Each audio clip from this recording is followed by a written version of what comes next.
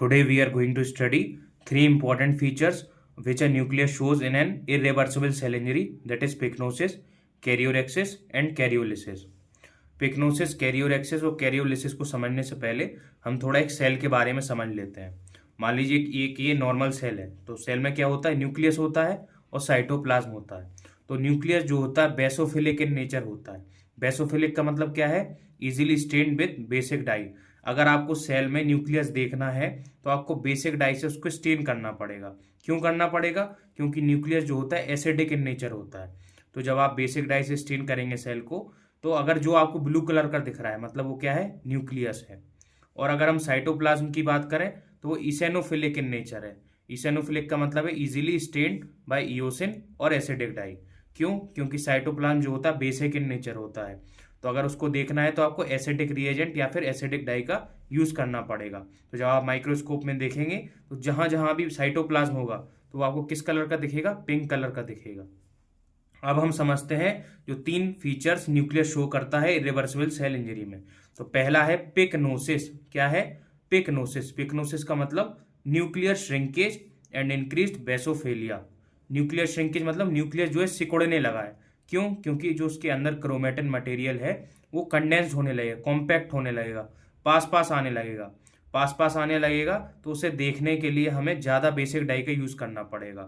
तो वो हमें ज़्यादा, जब हम ज़्यादा बेसिक डाई का यूज़ करेंगे तो हमें डार्क ब्लू कलर का दिखेगा। तो पिक्नोसिस में क्या होता है, बेसोफेलिया बढ़ गया। मतलब पहले वो ब्लू कलर का दिख रहा था न्यूक्लियस स्टेन करने पे, लेकिन अब बहुत ज़्यादा डार्क ब्लू कलर का दिखेगा। उस कंडीशन को क्या बोलते हैं हम, पिक्नोसिस। वो क्यों हुआ? क्योंकि न्यूक्लियर श्रिंकेज की वजह से, न्यूक्लियस सिकुड़ गया, इसकी वजह से हुआ, क्रोमेटिन मटेरियल पास पास आ गया। अब दूसरा फीचर है कैरियोरैक्सिस। कैरियोरैक्सिस मतलब फ्रेगमेंटेशन ऑफ द पिक्नोटिक न्यूक्लियस। जो जिस न्यूक्लियस में पिक्नोसिस हो रहा था उसका फ्रेगमेंटेशन हो गया, टूट गया। तो न्यूक्लियस छोटे छोटे टुकड़ों में टूट गया। उस फीचर को हम क्या बोलते हैं, कैरियोरैक्सिस।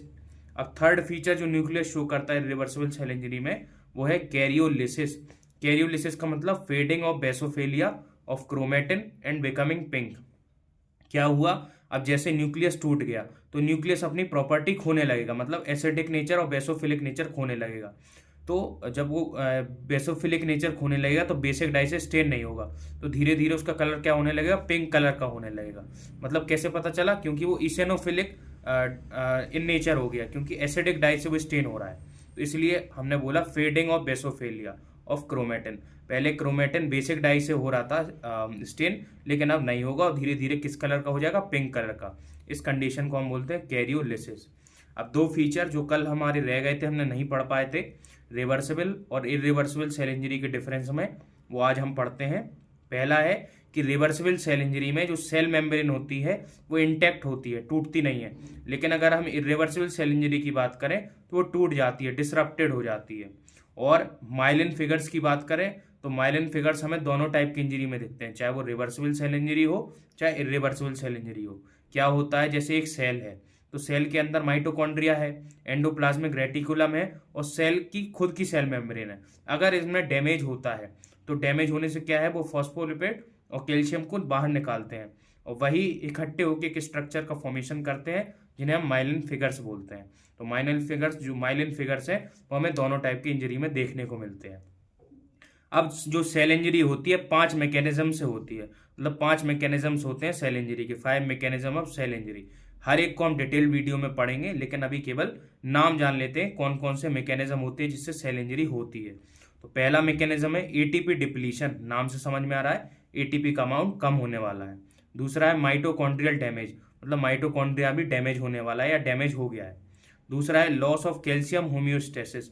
होम्योस्टेसिस मतलब स्टेबल कंडीशन, कैल्शियम जितना सेल के अंदर था अब उससे हो सकता है ज्यादा हो या कम हो, तो होम्योस्टेसिस कंडीशन खत्म होने वाली है।